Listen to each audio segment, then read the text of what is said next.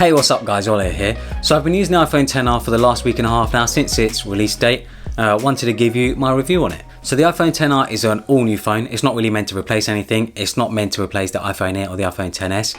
I feel like it's supposed to be a sort of bridge between the iPhone 8 and the iPhone XS.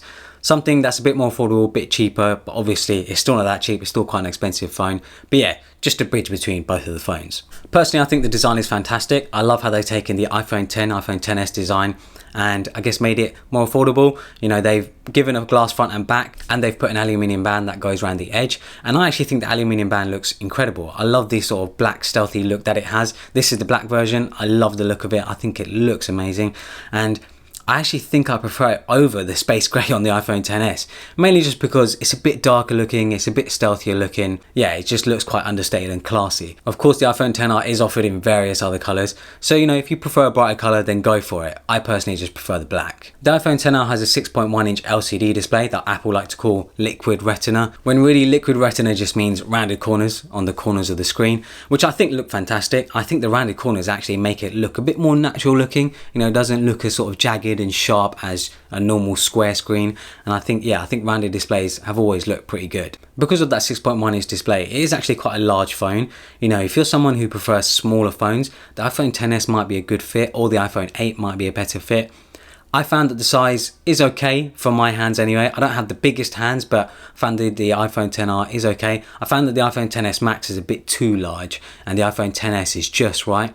So yeah, I'd definitely recommend maybe going into an Apple store and trying the iPhone XR first to see if the size suits you, because obviously you don't want a phone that's way too big for your hands and you can't reach around the screen. The bezel on the iPhone XR is larger than the iPhone XS. However, most people I feel like who are upgrading to the iPhone XR probably haven't had an iPhone XS, and from everyday use, I don't actually notice the bezel. I don't even notice the notch either, because when you're using the phone, the screen just blends in so well that you don't even notice. And I think from everyday use, yeah, you're just not going to notice that sort of thing. Performance on the iPhone XR is incredible as expected. It is using the same A12 chip that you find in the iPhone XS and the iPhone XS Max. What that means is that you get the latest processor that Apple offers in the iPhone XR. They know that people don't upgrade their phones every year. You know, they usually upgrade them every 2 years. So Apple likes to make sure that their phones are powerful enough to last that long. 3D Touch is missing though. If you're someone who depends on 3D Touch, that's definitely something to think about.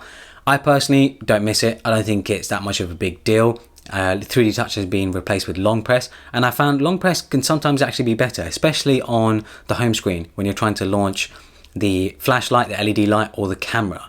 You know, I found 3D Touch sometimes I launch those things by accident, but because now it's long press, you do sort of have to make the intention that you're holding down on the button for anything to happen. When it comes to the camera, Apple have actually put exactly the same camera that you get in the iPhone XS and the iPhone XS Max. The only thing missing is the second camera lens, which gives you a further focal length, but I really don't think you're missing out on much. I don't think many people actually use the second focal length that you get on the iPhone XS and the iPhone XS Max.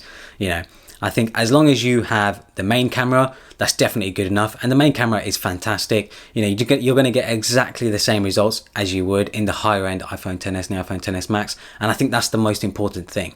You know, you're not missing out on image quality, camera quality by going for the iPhone XR. So when it really comes down to it, the iPhone XR is just a cheaper version of the iPhone XS and the iPhone XS Max. Of course, it's definitely not a cheap phone. It's definitely not a cheap phone at all. $750, £750, that's a lot of money to spend on a phone. So something that's definitely worth thinking about, something that you don't want to sort of just jump into buying. You get nearly all of the same features and functionality that you get in the iPhone XS. The only thing missing is the second camera, 3D Touch, and that OLED display.